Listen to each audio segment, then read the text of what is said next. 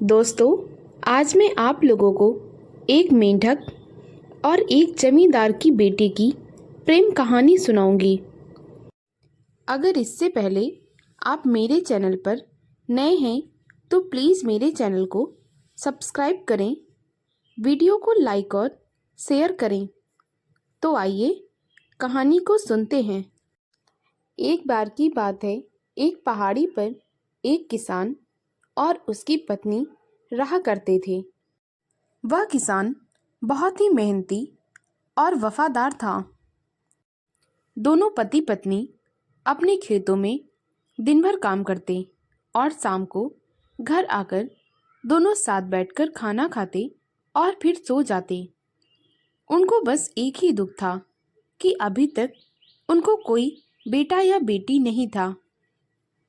वे दोनों काफ़ी उम्र के हो गए थे, परंतु अभी तक उन्हें कोई औलाद ना हुई थी। वे दोनों हमेशा भगवान से यही मांगते कि उनके एक बेटा या बेटी हो जाए और उनका वंश आगे बढ़े। समय बीत रहा था। उसकी पत्नी पेट से हो गई और कुछ समय के बाद उसने एक मेंढक को जन्म दिया।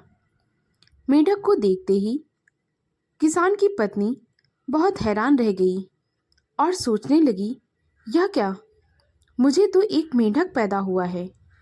जब किसान ने यह देखा तो वह अपनी पत्नी से कहने लगा, लाओ, इसे मैं तालाब में छोड़ आता हूँ, इसकी जगह वही है। तब उसकी पत्नी कहने लगी, अरे नहीं, यह मेरा बेटा है, आप इसे तालाब में मत छोड़िए। भगवान ने हमें आशीर्वाद के रूप में इसे नवाजा है। अब यही मेरी संतान है। मैं इसका लालन पालन अपने बेटे जैसा ही करूँगी। कृपा करके आप इसे तालाब में ना छोड़ें। परंतु किसान अपनी पत्नी की एक भी ना सुना और वह मेंढक को लेकर तालाब की ओर जाने लगा। तभी आवाज़ आई, पिताजी, माताजी, मुझे तालाब में मत छोड़िए। मैं आपका पुत्र हूँ और मैंने एक इंसान के घर में जन्म लिया है, इसीलिए मैं इंसान के जैसे जीवन जीना चाहता हूँ और आप दोनों के साथ रहना चाहता हूँ। कृपा करके मुझे तालाब में ना छोड़ें। उस मेंढक की आवाज़ सुनकर दोनों पति पत्नी बड़े हैरान रह गए। यह क्या, यह तो बिल्कुल मनुष्य की भांति बोलता है। फिर उस मेंढक ने कहा, पिताजी, समय आने पर मैं आप लोगों के जैसे मनुष्य रूप में परिवर्तित हो जाऊंगा। यह सुनकर किसान बड़ा खुश हुआ और अपनी पत्नी से कहने लगा, अब हम इसे अपने पास ही रखेंगे और समय आने पर यह मनुष्य रूप में बदल जाएगा। पति पत्नी दोनों अपने बेटे का ख्याल बहुत अच्छे से रखते। वह मेंढक भी अपने माता पिता के साथ बहुत खुश था। कभी कभी वह अपने पिता के साथ खेतों में भी जाया करता और उससे जो बन पड़ता अपने पिता का हाथ बटाता। एक दिन जब वह खेत से आया तो उसने देखा कि उसकी माँ खाना पका रही है। वह कहने लगा, माँ, अब तू बूढ़ी हो गई है, तेरे लिए मैं एक बहू लाऊंगा जो तुझे खाना पका कर देगी। तब उसकी माँ मुस्कुराकर बोली, अरे बेटा, भला तुमसे कौन लड़की शादी करेगी? अभी तो तुम मेंढक हो। जब तुम इंसान रूप में परिवर्तित हो जाओगे तभी तुम्हें कोई लड़की मिल जाएगी, अन्यथा तुम्हें ऐसे ही रहना पड़ेगा। वह मेंढक कहने लगा, नहीं माँ, आप देखना, मैं आपके लिए एक बहू अवश्य लाऊंगा। ला, तुम मुझे एक रोटी बनाकर खिला दे, मैं निकलता हूँ और तेरे लिए बहू लेकर लौटूंगा। उसकी माँ बहुत समझाई, परंतु वह मेंढक एक भी ना माना। वह कहने लगा, माँ, देरी मत कर, जल्दी से एक रोटी दे दे, मैं खाकर तुरंत निकल जाऊंगा और जब वापस आऊंगा तो मेरे साथ तेरी बहू भी होगी। वह कहने लगा, पास के ही गांव में एक जमींदार है। उसकी 3 बेटियां हैं। उन तीनों में से मैं जमींदार से किसी एक का हाथ मांगकर उसे अपने साथ लेकर आऊंगा। हाँ, वह जमींदार थोड़ा सा अकड़ू है और अपने आगे किसी को समझता नहीं है, और वह अपनी तीनों बेटियों को राजकुमारी की तरह रखता है। पर देखना, मैं एक को तो अपने साथ लेकर ही आऊंगा। उसकी माँ कहने लगी, अरे बेटा, यह सब छोड़, ले तू खाना खा और बहू का ख्याल अपने दिमाग से निकाल दे। परंतु वह मेढक जिद करता रहा और खाना खाने के बाद वह निकल पड़ा। चलते चलते वह पहाड़ियों के पास बसे एक गांव में पहुंचा और जमींदार के दरवाजे को खटखटाया। उसका नौकर जब दरवाजा खोला तो उसने इधर उधर देखा, परंतु उसे कोई न दिखा। जब उसकी नज़र मेढक पर गई, वह दौड़ा दौड़ा अपने मालिक के पास आया और उससे कहने लगा, महाराज, बाहर एक मेढक आया है जिसने वह दरवाज़ा खटखटाया। जमींदार ने कहा, उसे अंदर बुला कर लाओ। वह नौकर मेढक के पास गया और उसे अंदर लेकर आया। जमींदार कहने लगा, कहो, तुम मेरे घर क्यों आए हो? तुम्हें क्या चाहिए? वह मेढक कहने लगा, तुम्हारी 3 बेटियां हैं। तीनों एक से बढ़कर एक खूबसूरत है और तुम उन्हें राजकुमारी बनाकर रखते हो। मैं उनमें से एक राजकुमारी के साथ विवाह करना चाहता हूँ। यह सुनकर जमींदार भड़क गया और अपने नौकरों से कहने लगा, इस मेढक को यहाँ से तुरंत बाहर निकाल फेंको। इसकी जरूरत कैसे हुई? यह एक जानवर होकर मेरी बेटी का हाथ मांगने के लिए मेरे पास चला आया। तब उस मेढक ने कहा, तुम्हें अपनी बेटी का हाथ मेरे हाथ में देना ही होगा, नहीं तो मैं जोर जोर से हंसने लगूंगा। तब जमींदार ने कहा, तुम हंसो या रो, मुझे इससे कोई फर्क नहीं पड़ता। तुम यहाँ से चुपचाप चले जाओ, नहीं तो मैं तुम्हें जान से मार दूंगा। वह मेढक कहने लगा, सोच लीजिए जमींदार, अगर मैं हंसने लगा तो मुझे रोक नहीं पाओगे। जमींदार ने कहा, ठीक है, तू हंस के दिखा, जरा देखूं तेरी हंसी में ऐसा क्या है जो बार बार हंसने पर जोर दे रहा है। वह मेढक बहुत जोर जोर से हंसने लगा।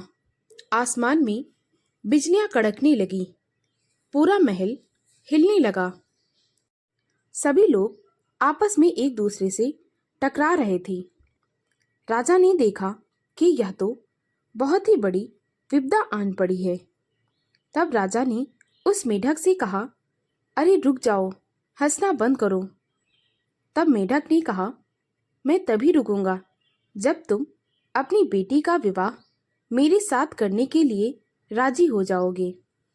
इस पर जमींदार ने कहा, ठीक है, मैं अपनी सबसे बड़ी बेटी का विवाह तुम्हारे साथ करने के लिए तैयार हूँ, परंतु अब तुम हंसना बंद करो, नहीं तो मेरा महल गिर जाएगा और सब बर्बाद हो जाएगा।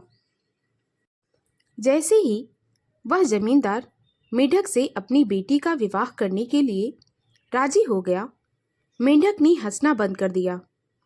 कुछ क्षण के बाद सब कुछ पहले जैसा हो गया। जमींदार ने जब अपनी बड़ी बेटी से उस मेढक के साथ विवाह करने के लिए कहा, तो वह एकदम से भड़क गई और बोली, पिताजी, आपको कोई और ना मिला कि आप मेरा विवाह इस मेढक के साथ करा रहे हैं। तब जमींदार कहने लगा, बेटी, तुम्हें इससे विवाह करना ही होगा, यह कोई मामूली मेढक नहीं है। तब उसकी बेटी कैसे तैसे मान गई, परंतु उसने मन में ठान लिया कि वह मेढक के साथ नहीं जाएगी। वह उसे जान से मार देगी। जमींदार ने अपने नौकरों से कहकर 2 घोड़ों का इंतजाम करवाया। एक में उसकी बेटी जाएगी और दूसरे में उसके दहेज का सामान।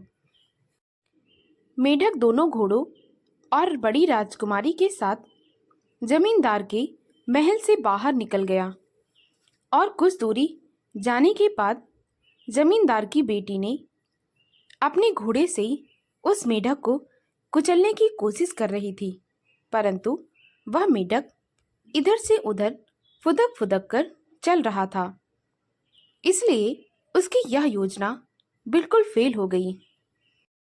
परंतु बड़ी राजकुमारी ने अपने साथ जो पत्थर रखे थे उसमें से एक पत्थर उठाकर उस मेढक पर फेंक कर मार दिया। मेढक को कुछ ना हुआ, परंतु वह समझ गया कि बड़ी राजकुमारी उसके साथ नहीं जाना चाहती। उसने घोड़े की लगाम पकड़ी और जमींदार के महल की ओर चल पड़ा। महल पहुंचकर मेंढक ने जमींदार से कहा, आपकी बड़ी बेटी मेरे साथ नहीं जाना चाहती, इसीलिए आप अपनी दूसरी बेटी का विवाह मेरे साथ करा दीजिए। यह सुनकर जमींदार को गुस्सा आ गया और वह कहने लगा, तुमने विवाह को तमाशा समझ रखा है क्या? अब तुम चुपचाप यहाँ से चले जाओ, वरना मेरे नौकर तुम्हें इस महल के बाहर फेंक देंगे और इस महल में कभी आने की जुर्रत मत करना। मेढक ने कहा, आपको अपनी बेटी का विवाह मेरे साथ करना होगा, नहीं तो मैं जोर जोर से रोने लगूंगा। जमींदार ने गुस्से में कहा, तुम हंसो या रो, मुझे इससे कोई फर्क नहीं पड़ता है। और वह अपने कक्ष में चला गया। मेंढक जोर जोर से रोने लगा। अचानक से काले बादल छा गए और बहुत जोर से बारिश होने लगी। इतनी तेज बारिश हुई कि उस गांव में बाढ़ आने लगी। यह सब देख सभी गांव वाले बहुत परेशान हो गए और सब जमींदार के पास मिन्नतें करने के लिए आ गए। जमींदार ने हारकर मेंढक से कहा, अरे भाई, तुम रुक जाओ। मेढक ने कहा, जब तक तुम अपनी दूसरी बेटी का विवाह मेरे साथ नहीं करोगे, मैं ऐसे ही रोता रहूंगा। तब जमींदार ने कहा, अरे सुनो तो, तुम रुक जाओ, मैं अपनी दूसरी बेटी का विवाह तुम्हारे साथ अवश्य कराऊंगा। मेढक ने रोना बंद कर दिया और कुछ समय के बाद सब कुछ ठीक हो गया। मेढक अपनी दूसरी पत्नी के साथ महल के बाहर चल पड़ा और थोड़ी दूर जाने के बाद दूसरी राजकुमारी ने भी बिल्कुल वैसा ही किया जैसे बड़ी राजकुमारी ने किया था। उसने मेढक पर पत्थर फेंक कर मारा। मेढक यह समझ गया कि यह भी मेरे साथ नहीं जाना चाहती। उसने राजकुमारी से कहा, सुनो, मुझे पता है हम दोनों एक साथ खुश नहीं रह सकते, क्योंकि तुम मेरे साथ नहीं रहना चाहती, इसीलिए तुम अपने पिता के घर लौट चलो। मेढक ने घोड़े की लगाम पकड़ी और जमींदार के घर की तरफ चल दिया। जमींदार ने जब देखा कि वह मेढक उसकी दूसरी बेटी के साथ भी वापस आ गया है, तब उसने मेढक से तुरंत कहा, अब मैं तुम्हें अपनी तीसरी बेटी के साथ विवाह करने की अनुमति नहीं दे सकता। कृपा करके यहाँ से चले जाओ। मेढक ने कहा, तुम्हारी बेटी मेरे साथ नहीं रहना चाहती, इसमें मेरी क्या गलती?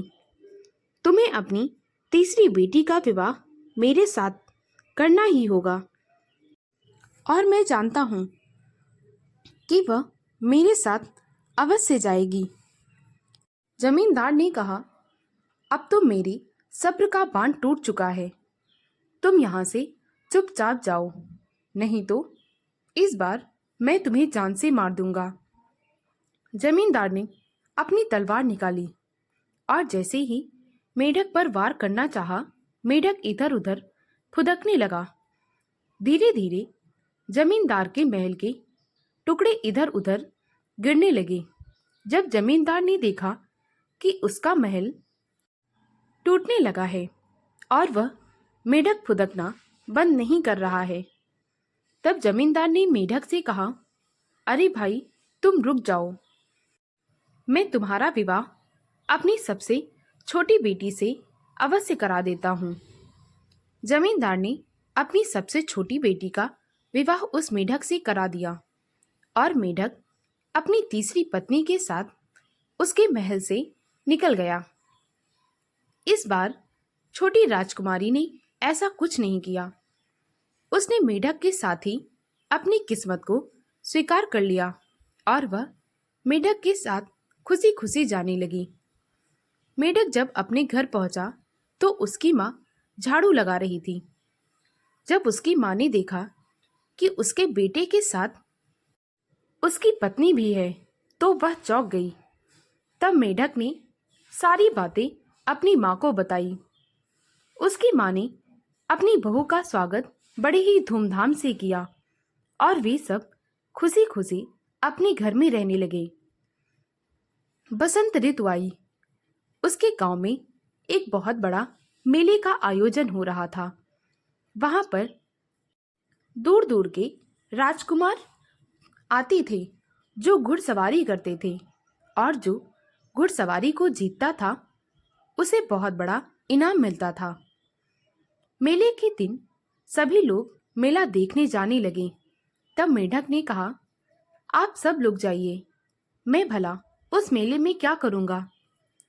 कहीं ऐसा ना हो कि मैं किसी के पैर के नीचे आ जाऊं और मेरी जान चली जाए। इसीलिए आप सब लोग जाइए, मैं घर पर ही रुकूंगा। मेंढक की पत्नी, उसकी माँ और उसके पिता मेला देखने के लिए चले गए। मेले में घुड़सवारी की प्रतियोगिता होने लगी। 2 राउंड खत्म हो गए। तीसरे राउंड में एक राजकुमार आया जिसने हरे रंग के वस्त्र पहने थे। उसका घोड़ा भी हरे रंग का था। उसकी बंदूक और तलवार सोने व चांदी के थे। उसने हवा में फायरिंग किया और 3 कबूतर फड़फड़ाकर नीचे गिर गए। सभी लोग उसके निशानेबाजी को देखते ही रह गए। देखते ही देखते वह घुड़सवारी का विजेता हो गया। और जब पुरस्कार के लिए उसे बुलाया जा रहा था, तब अचानक से न जाने वह कहाँ चला गया। सभी लोग उसको देखते ही रह गए।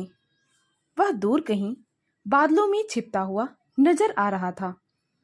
फिर अगले दिन मेले में उसी प्रतियोगिता का फिर से आयोजन हुआ। सभी लोग उस घुड़सवार की प्रतीक्षा में रास्ते की ओर एकटक आंखें गड़ाए हुए थे। और फिर वह घुड़सवार फिर से आ गया। आज भी उसके वस्त्र रोज से ज्यादा कीमती और हरे रंग के थे। उसका घोड़ा भी हरे रंग का था। उसके घोड़े में भी एक अलग ही तेज था। वह घुड़सवार आया और चुपचाप बैठकर एक जगह पर चाय का आनंद लेता रहा। उधर सभी प्रतियोगी बहुत घबराए हुए थे कि आज फिर यह सबको हराकर यहाँ से चला जाएगा। प्रतियोगिता शुरू हो गई और फिर हवा में फायरिंग करते हुए प्रतियोगिता का आनंद ले रहा था। और देखते ही देखते वह प्रतियोगिता जीत गया। और फिर आज वह बादलों में जाकर छिपता हुआ नजर आया। अगले दिन फिर से प्रतियोगिता होनी थी। मेंढक की पत्नी ने यह ठान लिया कि वह इस राजकुमार के बारे में पता अवश्य लगाकर रहेगी। कहीं ना कहीं वह उस राजकुमार की ओर आकर्षित हो रही थी। वह था ही इतना खूबसूरत और आकर्षण कि हर स्त्री उस पर मोहित हो जाए। अगले दिन जब सभी लोग मेले में आए और प्रतियोगिता आरंभ होने लगी, तभी मेंढक की पत्नी ने कहा, माँ, वो घर पर अकेले हैं, मुझे उनकी चिंता हो रही है। आज मैं प्रतियोगिता देखे बिना ही घर जाना चाहती हूँ। आप लोग यहाँ रहकर प्रतियोगिता का आनंद लें। उसकी माँ ने खच्चर का बंदोबस्त किया और राजकुमारी उस पर बैठकर जल्दी जल्दी अपने घर आ गई। जब वह घर आई तो इधर उधर मेंढक को ढूंढने लगी, परंतु उसे मेंढक कहीं ना मिला। फिर अचानक से उसकी नजर घर के एक कोने में गई जहां मेंढक की खाल पड़ी हुई थी।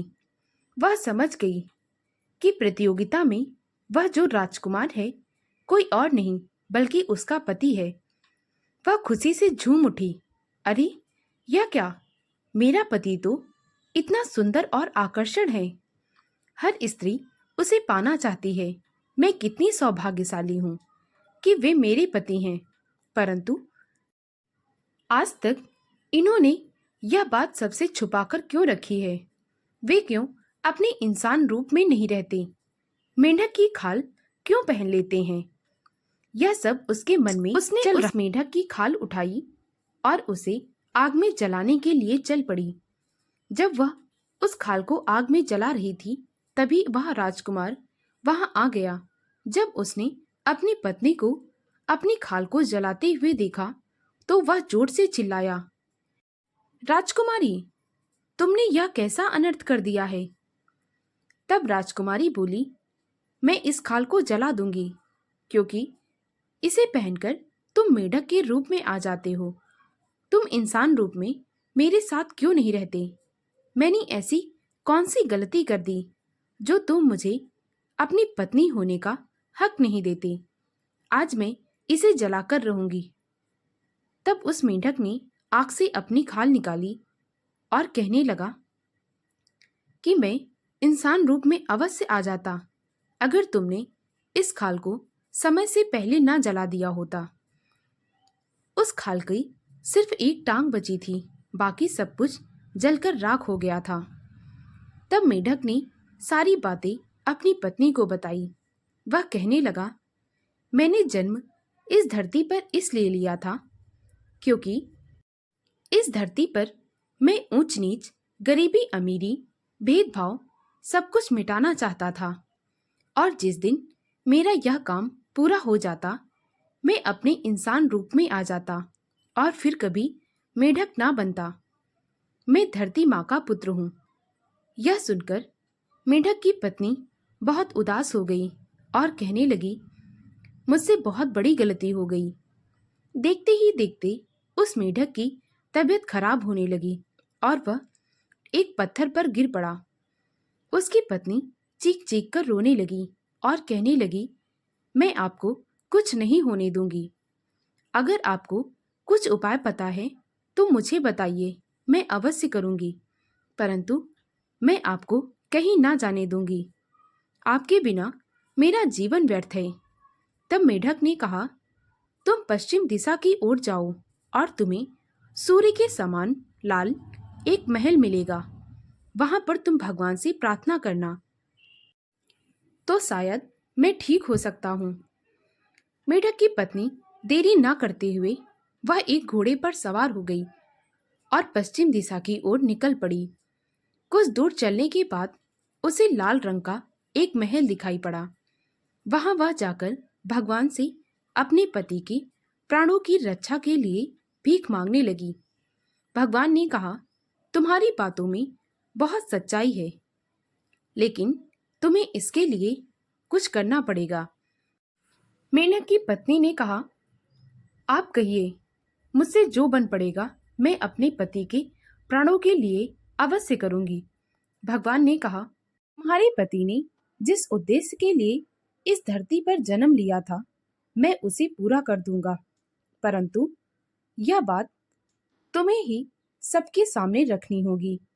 हर एक को जाकर तुम्हें यह बताना होगा। सूरज ढलने से पहले तुम्हें यह सारी बातें पूरे गांव वालों को एक एक करके बतानी होंगी। राजकुमारी तुरंत ही घोड़े पर सवार होकर वहां से निकल पड़ी और जब वह गांव के किनारे पहुंचने ही वाली थी तब उसके पिता जमींदार उसे वहां मिल गए और उसने सारी बातें अपने पिता को बताई। उसका पिता बड़ा घमंडी था और गरीब अमीर में बड़ा भेदभाव करता था। उसने जब यह सुना तो उसने अपनी बेटी को रोक लिया और बोला, मैं तुम्हें यहाँ से नहीं जाने दूंगा। वह जिद करने लगी, पिताजी, शाम ढलने से पहले मुझे सबको सारी बातें बतानी होंगी और फिर मेरे पति जीवित हो जाएंगे। उसके पिता ने उसे जाने नहीं दिया। वह जबरदस्ती वहां से भाग आई, परंतु शाम ढल गई थी। जब वह वापस आई तब उसने देखा उसका पति मर चुका है और सभी लोग उसका अंतिम संस्कार करके वापस आ गए। वह उसके कब्र पर गई और वहां पर अपने प्राणों को त्याग दिया और वह पत्थर बन गई। तभी से उसकी प्रेम कहानी अमर हो गई। दोस्तों, अगर आपको मेरी कहानी अच्छी लगी हो तो प्लीज़ मेरे वीडियो को लाइक और शेयर करें, मेरे चैनल को सब्सक्राइब करें और मुझे ज़्यादा से ज़्यादा सपोर्ट करें ताकि मैं आप लोगों के लिए और भी अच्छी अच्छी कहानियाँ ला सकूं।